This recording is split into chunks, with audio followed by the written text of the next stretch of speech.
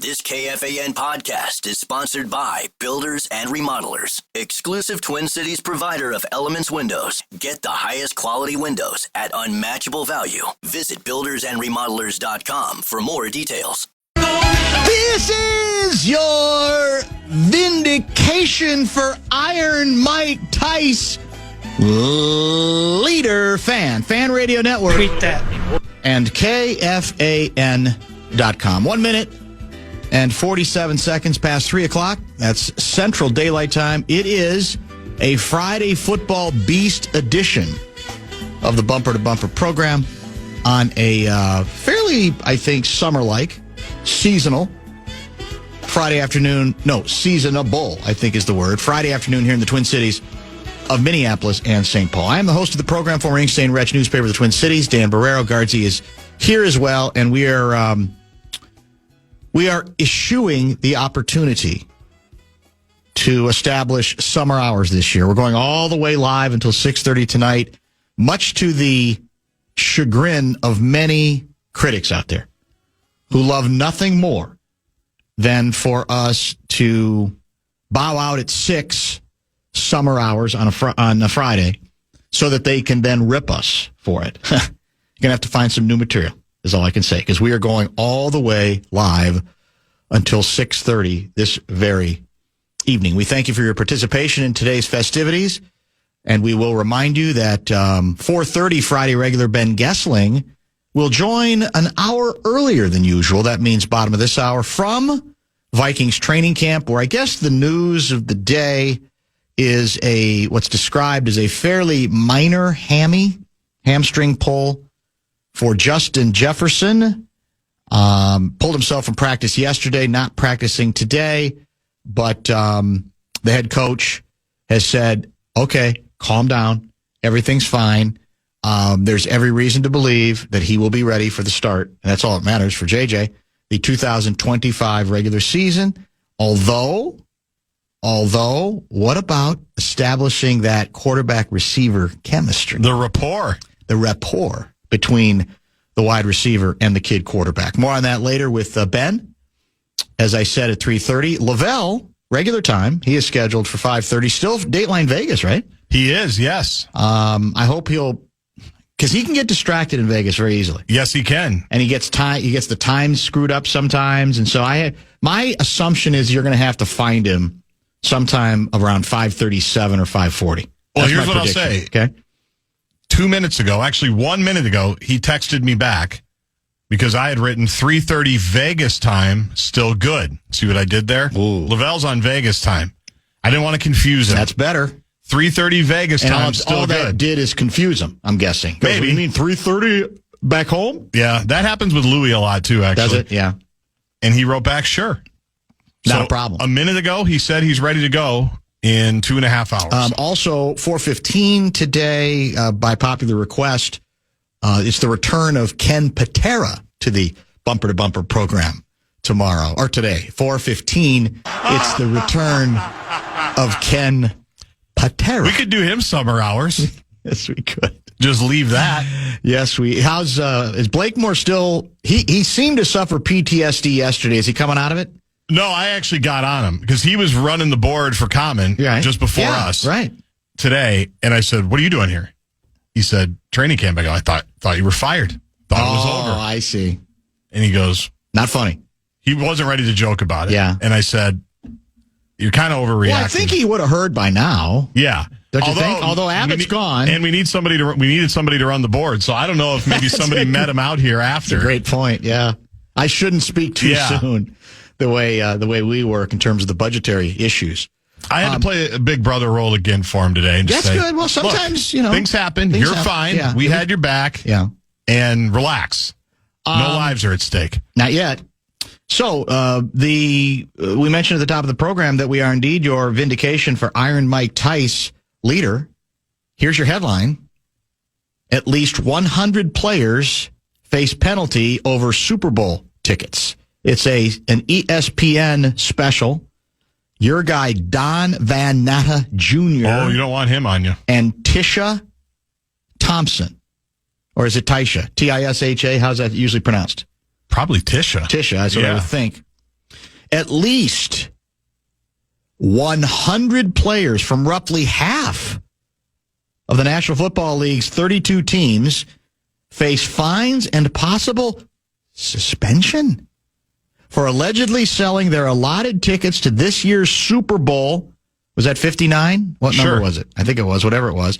Above face value in violation of league policies, multiple sources told ESPN. Under an agreement between the league and the Players Association, players who violated the rule will be fined 1.5 times the face ticket value and lose their allotted tickets to the next 2 Super Bowls. If they are playing in the game, the players will have the chance to purchase seats. Those who decline the punishment could be suspended by Roger Goodell. League and union sources with direct knowledge of the situation said. The sources said the number of players involved is in excess of 100, some of whom have already accepted the fines to avoid missing games. A league source declined to identify the players and employees who sold their Super Bowl tickets or their clubs.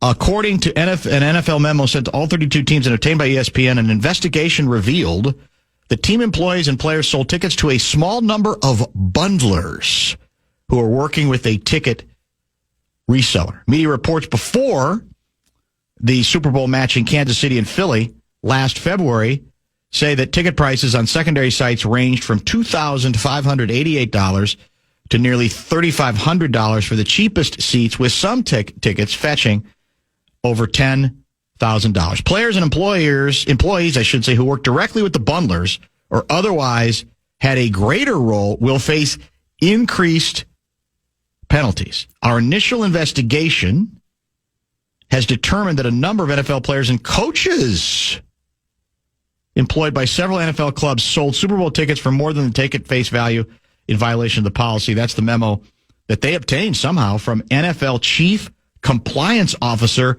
Sabrina Perrell to teams. How many years ago did our guy, Iron Mike Tice, get nailed on this very charge? Can he now claim vindication that he got unfairly singled out when, in fact, this is done routinely and all of the time? In fact, to that point, did you see the Sean Salisbury, our guy? I didn't. Salisbury's reaction to the ESPN report. I didn't. They would have had to find the whole league during the 80s and 90s. We all sold them well above face value and every year. Yeah. He's, I guess, assuming that the statute of limitations has run out on him. He can't really be punished. Can't be fined. I'm still not sure I would go that public with it. But does this fall into and I've even seen some reaction comments from people going, why does the league care? If you got access to tickets, do it. Smoke them if you got them. Let them do whatever that they want to do. So is Tice vindicated here? Was he unfairly singled out? Or over the years, have people forgotten the punishment he got and figured, well, everybody else is doing it again, and the coast seems to be clear, so I'm going to do it again, and I'm not going to worry about getting caught? Well, I'll say this. His punishment was much more draconian than the players. His was back in 2005, so we're celebrating the 20-year anniversary. It's 20 years. Think about it. Because he was still coaching the Vikings. He was fined $100,000 back then. And if this fine is to be believed, it's $150. Time and a half of the tickets. Right. So you're probably face value, not the jacked up ticket price, the face value. So that's not that much. It probably isn't going to be. No. Unless there's some, they say, according to this story, more directly tied. Yeah. Where the punishments might be going up. So how many Vikings do you think? How many Vikings coaches do you think? Probably a couple. You think so? I'm guessing. You don't think I thought we were special. I thought we were intentional. I thought we were collaborative. I thought we had the best internal chemistry of any team in history, and that we didn't break rules like this. We were above board? We didn't we didn't take these sorts of risks unnecessarily. Maybe we'll find out. I guess I'd be surprised if there wasn't one on every team, because it's got to be enticing, no pun intended, to have Super Bowl tickets and to be able, especially like Salisbury said, once one group kind of gets in, hey, did you hear? I'm giving my tickets to so-and-so. They're going to pay me this, and then they handle it all. and they figure they figure this is your tracks are pretty well covered here. Maybe. Chances are. That's what I'm sure the way it's sold, because otherwise it wouldn't be worth doing, I wouldn't think. And I assume the reason they can't do it, for those that say, what's the big deal? I have to imagine it's to create any kind of, or what's the word? You don't want a loophole where players can make more money without you having to pay. It's got to be like a CBA type deal, right? I'm sure it is. Like a bonus thing where... absolutely. Because let's just say we can't give Kirk Cousins $40 million guaranteed, but we can give you 4 Super Bowl tickets in a better area that you can make a lot more money on. It's got to be something like that. I agree. I think that's exactly what it is. And again, you really... It might sound like small potatoes, but at some point, you really don't, I think, as a league, want to encourage your players becoming those kinds of ticket brokers. It just... Now, is it this story prove that Tice was ahead of his time a little bit, and others because he got shamed a lot at the time. Yes. He got hammered a lot at the time, and probably shamed by some of the same people who've been involved in these shenanigans for years and years and years anyway. And I don't remember, Tice eventually made the good calculus of, I'm going to mock myself. Yes. I'm going to have fun with this, because if I don't, I'm going to get hammered anyway. It'd be better if I'm hammering myself, because then maybe people feel less permission to have to do the hammering if I've already hammered myself. He came out with us many times and had fun with it. He still takes a shot at it. He does. That's true. So that's the guy I should call or text to say, Tice, you feel vindicated at this point. You were outed then. You were ostracized. You were heavily punished, as you said. And now, according to this story, it's routine. Any of our coaches? And it was, like Salisbury said back then, too. Yeah, it was. That's true. 20 years that's been. Yeah, isn't that crazy? 20 years. And on the it is interesting. This comes up on the 20-year anniversary. Is it Bonus Bucks Day, or we skip Fridays? No, we do. We give Excellent. it to you. The Fan and BigDeck.com want to give you a shot to win Bonus Bucks, our national cash contest. First keyword of the day is green. Go to KFAN.com and enter the keyword green. Will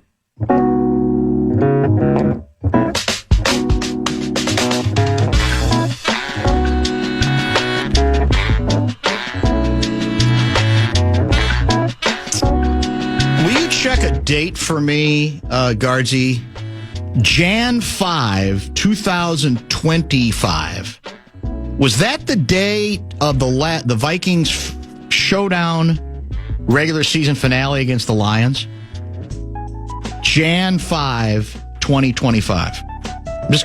I'm trying to play catch up on some old texting between me and Mike Tice, who I've reached out to in the wake of the news that apparently, according to ESPN, a bunch of players and some coaches got caught selling their Super Bowl tickets, and 20 years ago, that's what happened to Tice, and he got nailed big time. You see anything for the 5th of January? Yeah, it's just taking a second here. Oh, it's slow computer today? Well, when I do Lions-Vikings Week 18, I see. Then it's a mess there, and it's 2025, 2024. Well, I'll remind folks while you're looking that the Bradshaw and Bryant text line is wide open. 686.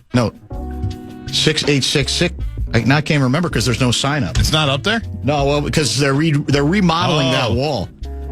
What is the text line number? I can't even remember. Somebody will tell me. 64686. 64686. Isn't okay, it? my bad. Yeah, Hold I think. on, let me see. You keep talking. Well, I'm trying to find the date here.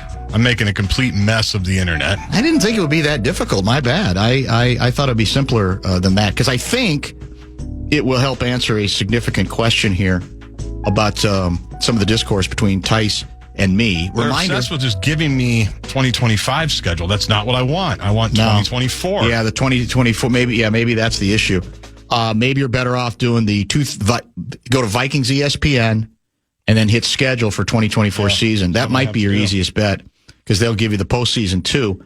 I will remind you that Ben Goessling will file a live report from Vikings Training Camp, where, as I said, the big news of the day is that JJ is sitting out. I guess I got to, again, distinguish.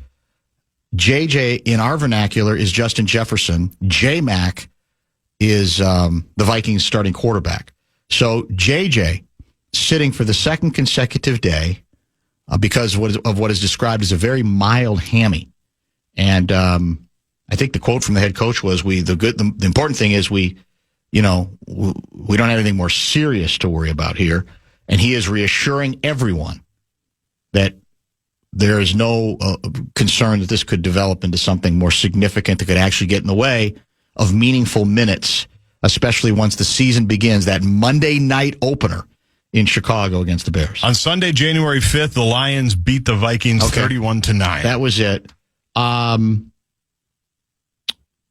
Here's the text I got at some point during that game from Mike Tice. And doesn't this sound like Iron Mike Tice? Run the ball, WTF. And by the way, the head coach, who's in charge now, who we talked to yesterday, insists you're going to see more of it this year. You saw a lot of it early last year, but then we kind of went away from it a little bit, and then we got drunk on Darnold and his ability to throw until we've realized, well, the line's not that good, as it showed the last regular season game and the postseason game as well. That's what I love about Tice. Is a meat and potatoes guy. He's a lot, he's a tight end, for God's sake. He believes in blocking and tackling and physicality and the game of football being about toughness. The trenches. The trenches, yeah, exactly it. And, I now remember that conversation vividly. Now, I did just text him Tice Vindicated with an exclamation mark, but I'm not even sure the messages are getting to him. Oh. Like, when we were communicating well, the messages are in blue, and now they're in green. Mm-hmm. So I don't know what that means. SMS, whatever? Yeah. So it means that something's going on with his messaging. Yeah, and maybe he's changed his phone. I may not even have the right number anymore. Because I want him to have a chance to have some fun with that particular news. So, in any case, we'll get the very latest from Goessling at the bottom of the hour. In addition, Lavelle at 5:30. Trade deadline for Major League Baseball is it next Thursday? I think it is. It's late next week, I believe, and that's obviously become the overarching story for the Twins, among others. Did you see the Laval tweet when it comes to Twins trades? Because we're going to talk about it with him. I did not. Thursday, July 31st, 5 o'clock Central. Thursday, 5 Central. We can track all the moves during the show. That's true. Just build right up to it. And play the Gardy cell phone clip several times as well. Trade deadline thoughts from Lavelle on the 24th of July. Dealing Joe Ryan for a significant overpay only. Making same demand for Jax or Duran sounds nice, but unrealistic. Moving Vasquez, Paddock, France, Larnach, Wallner. Okay. What do you expect to get for them? Prediction, Twins don't make a trade. Now, meanwhile, there's a bunch of national media reports making it sound like that there's no more activity out there than that involving the Minnesota Twins. So, I don't know. Somebody's going to be right and somebody's going to be wrong. I tend to think Lavelle's right. And I guess I kind of understand the distinction he's making that the Twins have a better chance to be righteous in demanding a significant overpay for a starter, Joe Ryan, especially one under contract for at least 2 more years, maybe 3. Yes. Now, I think the relievers are under team control for a while, too. But you can say, well, they're relief pitchers. And can you really demand the same sort of overpay? I would certainly try. And I guess overpay means what? It means different things to different people. We'll see what Laval has to say about that for sure. I mean, I said yesterday, I don't want just top 100 prospects. Somewhere along the line, I want a major leaguer. And I know you're not going to get a star back in this kind of a deal if they're also giving away some of their prospects. But we've talked about prospects forever. And I mean, the simple fact is, I think I'd rather have Joe Ryan. I don't want to trade Joe Ryan. Now again, we've seen how fickle baseball starting pitching can be year to year. So who's to say that Ryan next year is going to come back and be mediocre? I mean, but I think now you have enough evidence to suggest, well, maybe he's figured some stuff out. You know what his contract situation, it's how good it is for the team. Keep this thing going for sure. again, on the bullpen, I like to think that good teams can develop bullpen people who, a few years ago weren't considered that good, and now some of these include jacks, you could say.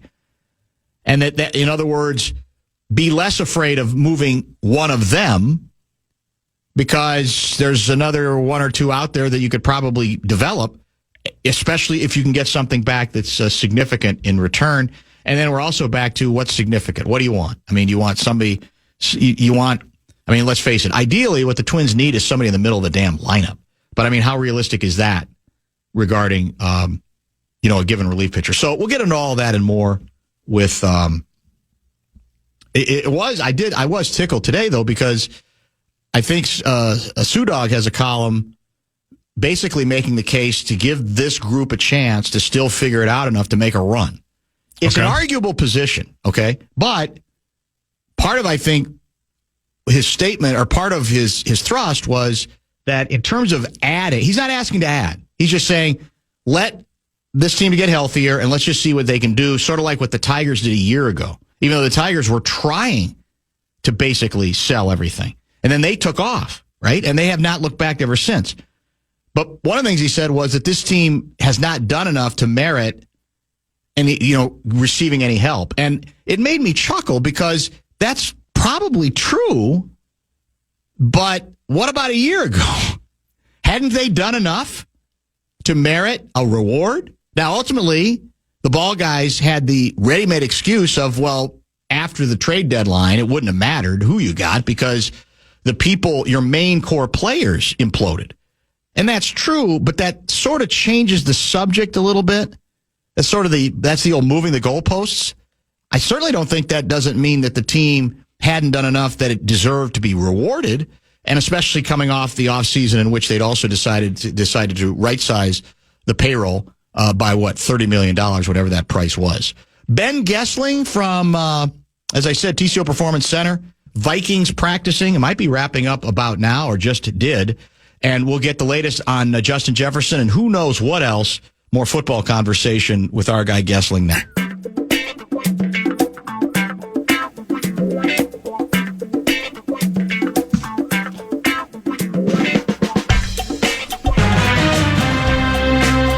All I can say is Don Van Natta Jr. is on a roll. We started the show with his scoop. I don't think anybody else has had it at this point, that at least 100 players will face penalties over selling their Super Bowl tickets. Also includes apparently some coaches. Moments ago, he dropped this bomb as we prepare to say hi to Ben Goessling and get reaction. A criminal investigation into finances of the National Football Players Association includes potential misuse of funds and self-enrichment by union officials, according to a confidential document obtained by ESPN.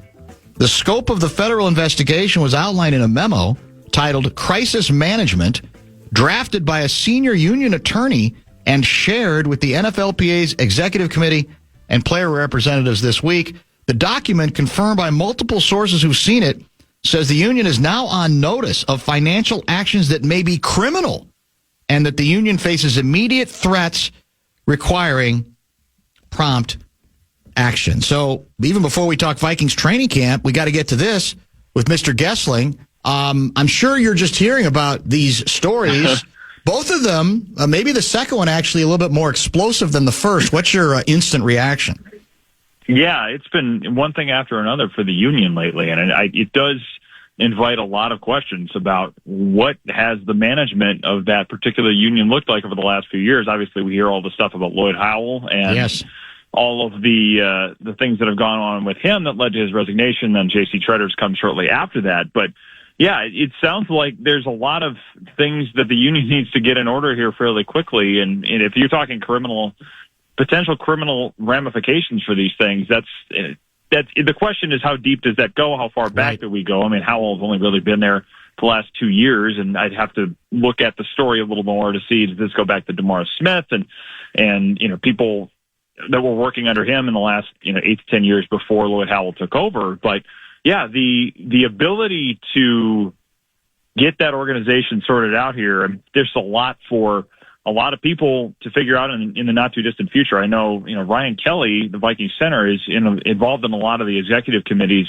with the union. And I think the beginning of training camp has been a lot of time on conference calls, a lot of time just getting caught up on these things and weighing in on these things, as well as Harrison Phillips, who's the player rep. So it's a lot going on for players as they start camp here. But when it's this magnitude of disarray, as it sounds, I think that's probably warranted, because that union it exists to help further the players' interests. And if they're not able to sit at a table with a clean slate of their own financial records and own financial dealings, it makes it a lot harder to help represent the players in front of the NFL. There's also a nugget deep buried in this story that I'm also reading for the first time. The memo also says that, hold on, that's not the one I'm looking for. Memo reveals the possibility that players might sue the union for the January collusion decision. There's a lot of stuff here. And by the way, Don Van Natta Jr., he's working his sources pretty good right now. He's on a roll. Yeah, he sure is. I worked with him a little bit when I was at ESPN. I think he did a story, if I remember right, on Jerry Jones, did a big profile of Jerry Jones, and had a nugget in that story, if I'm remembering this correctly, that he got on the phone, I think, with Adrian Peterson. This would have been back when Adrian had come out of the suspension, and the question of whether he was going to come back here or not. And there was this discussion of, did Jerry Jones tamper when he was on the phone with Adrian Peterson, because Adrian grew up a Cowboys fan, and did he want to be in Dallas and all of this kind of stuff. But I remember, I think, being at the State Fair of all places, which is just right around the corner, and talking to Van Natta about that nugget that was going to be in his story, and trying to figure out how we needed to go about it with the Vikings to get reaction to all of those things. But yeah, he's one of the best in terms of investigative reporters, and very clearly is dialed in with some sources that are giving him a lot of information that has advanced his story a long ways in the last few weeks. Between him and Pablo Torre and Mike Florio, it's been quite a set of revelations here over the last few weeks. 20 years later, has Mike Tice been vindicated with the other Van Natta Jr. scoop that upwards of 100 players, and I believe he says later in the story, or writes, some coaches are facing fines and possible suspension for allegedly selling their allotted tickets to the most recent Super Bowl. So what do we make of this deal? Well, I mean, it's, as you mentioned with Tice, it's the kind of thing that has happened in the past, but it does make you wonder, and when Tice kind of got strung up for that, he got hammered. It seemed like it was an isolated thing. He did, and it seemed like it was an isolated thing, but obviously this shows it goes on quite a bit. I mean, those tickets, I think the get me in price this year was north of $2,500. So, if you get a couple of tickets, it's not life-changing money for a player, but if you can sell them to a game you're not going to go to, it's a nice chunk of change if you can do it. The problem is you have access to those tickets because you're a player, and selling them for market rates is not acceptable by probably the laws of the league, or probably by the law. So a lot of those things, I'm sure it's tempting, and people say, well, who's really going to catch this? But in the era of electronic tickets, and there's a digital footprint for everything, it's the kind of thing that you probably have to be pretty careful with, because there's a way to catch it, and obviously it's been going on, so I would imagine you're going to see the league crack down pretty hard on that as well. I'm just assuming eventually the names are going to surface. It's almost impossible in 2025 for it to not. Is that the next step, or what do you think? Yeah, I think it probably is. I mean, I'm sure some of those things will come to the light here in the next, days and weeks. But yeah, if somebody ends up in particularly large trouble for it, I'm sure those things will come out. Yeah, it's. I would think you'll see that, especially if there are examples to be made of somebody that was a particularly big offender on this. I could see that name getting leaked out by somebody here, and we'll see how that goes. But yeah, I mean, I would imagine you'll see the NFL try to pull ranks here and say, hey, this has to stop. And, if part of that is making an example out of somebody, that wouldn't be probably the first time that's happened. Justin Jefferson, apparently with what's described as a fairly minor hammy, but he's a big name. It's early in camp, so any injury is going to get your attention and the attention of the head coach. What do we know about the injury that has sidelined him today? And I guess he pulled himself yesterday as well. Yeah, he took himself out yesterday, had made a catch, and felt some tightness in what he said yesterday was both of his legs, I believe. I mean, he said something about a reporter said leg, and he on his own said legs as in plural. So he had tightness in both. It sounded like decided to take himself out for precautionary reasons.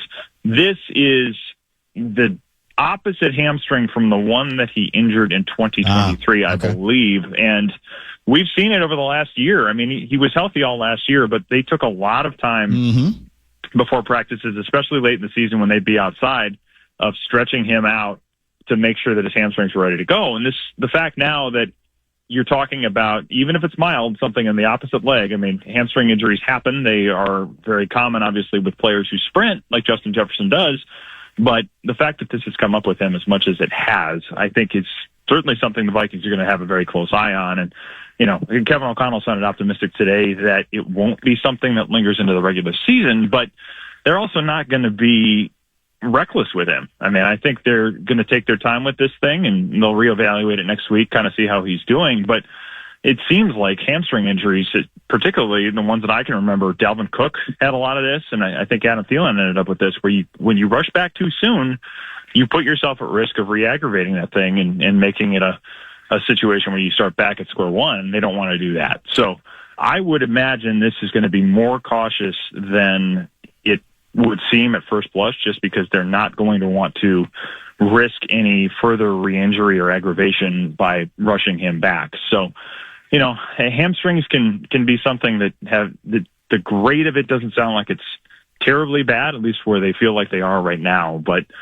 I would imagine they'll be cautious, which means we may not see him for a good chunk of camp. And he doesn't necessarily need it for learning the offense, certainly doesn't need it to be ready to go. But what you lose is the time he has to work on the field with J.J. McCarthy. Yep, and exactly. I know that's something they've wanted to see a lot of. It's the big reason he was here for OTAs in addition to mandatory minicamp this spring. And if you now don't have him for a while, you lose a little more of that time for them to build chemistry and get timing down and depth of routes and all those kinds of things.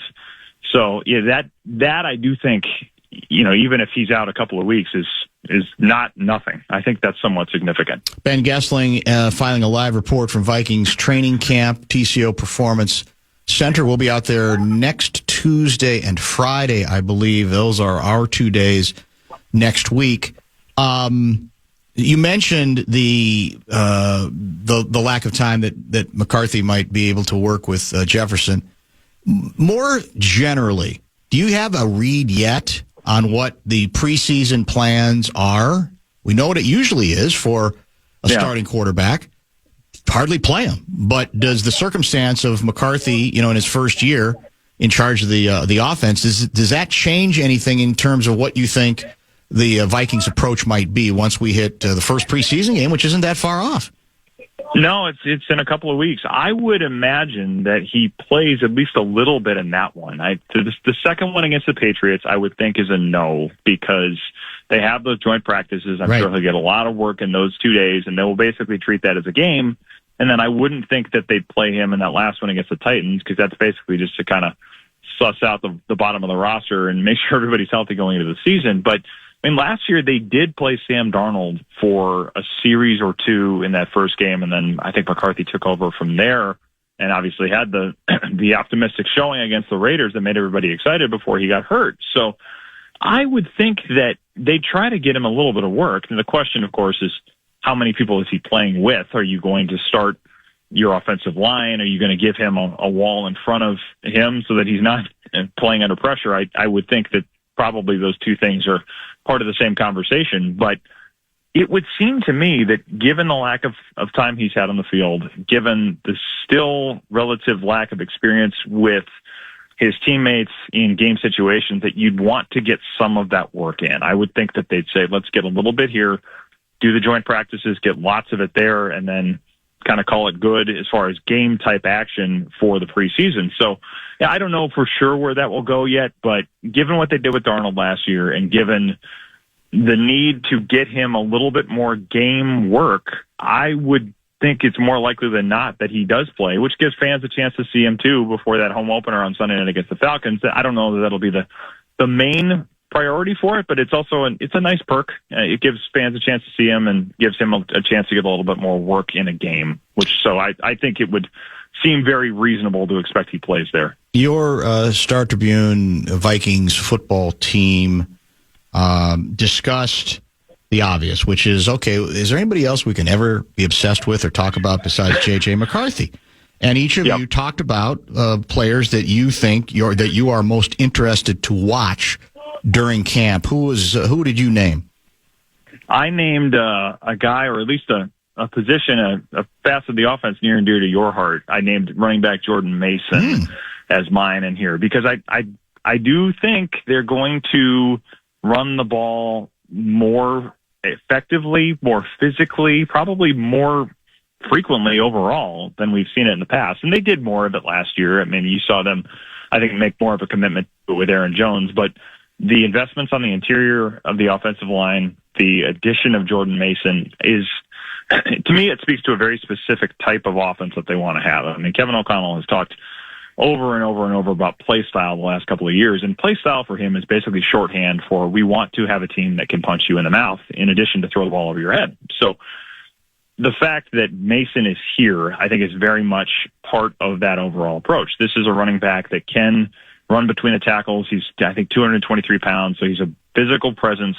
He's a guy that's good in short yardage situations. He's a guy that's good in red zone situations, which are two areas where they struggled quite a bit last year. They had a lot of trouble getting 3rd and 1 or finishing drives with a run in the low red zone where it's not just have to come up with a creative Kevin O'Connell play design and great execution for the quarterback. I mean, sometimes you can make your life a lot simpler if you can just line up and bang the ball in the end zone. And I think Jordan Mason gives them some of that. He's been a guy that has been a productive running back in a lot of facets. Had a big day against the Vikings in that week 2 game last year for the 49ers. But I think the type of offense they want to have, the way that they want to build a complement to McCarthy, who has been in offenses that run the ball a lot and run it effectively in the past, I think Mason's going to be a big part of that. So that's why I picked him.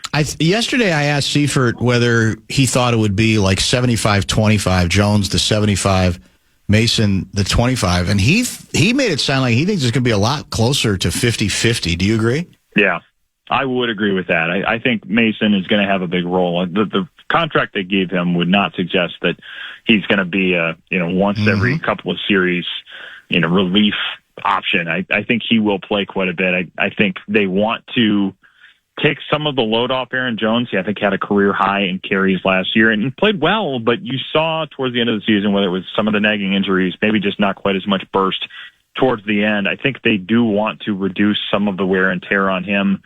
He's a good 3rd down back. He's been a good pass protector, so he's probably still in some of those situations. But if they can take some of those 1st and 2nd down snaps off of him, I would imagine that Mason's going to be a big part of this thing. I think there's a lot of intention to have him involved in the offense pretty significantly. So, yeah, I think it's a lot closer to 50-50. I mean, the way they've talked about it, I mean, certainly Aaron Jones is the one, but they're kind of talking about it more as a 1 and 1A rather than a 1 and 2. Anything else catch your eye today at practice? Well, it's been pretty they did not do a walkthrough this morning, and they've kind of moved that to the afternoon, so we haven't seen a lot of things that are particularly eye-catching or particularly newsworthy. I'm just interested to see here, kind of how this goes with Justin Jefferson. Josh Metellus also not practicing today, that ankle injury. They've kept him out of it here. So a couple of injuries to keep an eye on, and as fans come in here tomorrow, it'll be interesting to see how those guys progress back. But a lot of what they're doing today is they're doing some 11-on-11 work right now, mostly a kind of walk-through tempo. So a lot of this is kind of installing offensive things and getting people some slower, lighter reps to work through things rather than going full speed. I would expect we'll see more of that tomorrow and certainly when the pads come on next week. But yeah, this has been probably a little less than a spirited affair here today at the TCO Performance Center. B-Flow, I don't know how much time you guys had with him. I know he's spoken at least once, maybe a couple of times about they've obviously had in terms of points allowed, a very good defense a year ago. And the question, I think, is, okay, you made some acquisitions there too. What do those acquisitions represent? And do you get the sense, because guys maybe even had the story that the veterans have been around this defense enough to sort of feel like they know it pretty well at this point. And so the assumption is that B-Flow being B-Flow, it's going to get even more exotic. What do you see coming together in that sense defensively, just in terms of the approach? Yeah, I think you will see probably some new things. I think the personnel groups will be the place where we see this thing continue to diversify. I mean, Dallas Turner, I think, is going to be a much bigger part of this year. And you can say that and also go, well, Andrew Van Ginkel and Jonathan Grenard are both Pro Bowlers, so where do they fit? I think there are going to be a lot of rush packages that have all three of those guys. I think you're going to see Dallas Turner move around quite a bit. We've seen even some things early in training camp that would suggest they will use him that way. So the personnel groups, whether it's him, I think the safeties probably, whether Theo Jackson, Harrison Smith, Josh Metellus, how you break all of that down is going to be something they use a lot to their benefit again, where you have different packages there. And then I think the corners too is going to be really interesting to see how that goes, because you have guys like Byron Murphy, you have guys like Isaiah Rodgers that can play inside, can play outside, and probably put people in a lot of different situations there. I think you will see more diversity of personnel. I think the hope is that they have ways to keep guys fresher, but also just play with personnel packages that make it harder for offenses to figure out exactly who's coming, who's dropping into coverage. I mean, he talks so much about this positionless defense type approach to things where people can play in different spots and you don't really know based on who's on the field exactly what they're going to do. And I think you'll see some of those things continue to evolve this year. And then just, I think the group up front with Jonathan Allen, Javon Hargrave just looks different. I mean, I think that is going to be, especially as the pads come on here and you see those guys in training camp practices that look a little more like real football, that is going to be a noticeable difference. There's much more of a push. There's much more physicality. There's pass rushers that have gotten to the quarterback a lot in this league. And I think as you do that and you build the blitz packages off of that or in conjunction with that, there's just going to be a lot more disruption even than we've seen in the past. Last question for today, Ben Goessling joining us from camp. What are the odds that my prediction on Max Brosmer starting the season as the backup quarterback coming true? I don't think it's impossible. I don't know that I would put great odds on it, but they like him. I think they have been very intrigued with what they've seen with him, and that goes back to, I think, 2 pro days ago. He was throwing when he had just made the transfer. I remember being at that pro day watching Kevin O'Connell watch him throw as he got some opportunities to jump in there. And I think they have liked the way he moves the ball. I think they've liked some of his confidence throwing the ball over the middle. So I think there is a lot of intrigue in him. Does he surpass Sam Howell for that job? I'm not sure. I think that'll depend on how the preseason goes, but I would bet more likely than not that he's here. I don't know if that'll be on the 53 or if that's on the practice squad, but I think they are interested enough in him to want to keep him around, and then that can take on a different flavor depending on how the rest of the preseason goes. But I think they like him enough to feel like you've got a chip chair and a chance there with the bet. We'll see, but I think there's a possibility of it at the very least. Sky Yuma. See, it's all coming together. It's all coming together. I don't think you can rule anything out. I mean, it's early though. It's very early. Yeah, very, very early to say. All right, thanks for the help as always. We will probably see you at camp next week. Thanks again. Sounds good. Thanks, Dan. Ben Goessling. You can read all of his fine work at StarTribune.com. Perish the thought, you can actually still subscribe to the broadsheet newspaper. Still exists. I don't know how many people do it, but it is still an option for you as well. A lot of scandal talk through the first hour here involving players selling their Super Bowl tickets illegally. The possibility that the union is about to be under federal criminal investigation, the players union. And now I got another one for you. Really? This is pretty juicy, not related to the union, not related to the National Football League, but relating to college football. Do we have a confirmed case of a player sending the team playbook to the opponent before the game that matched the two teams? What the hell is going on in college football? We'll try to explore some details on that controversy when we come back.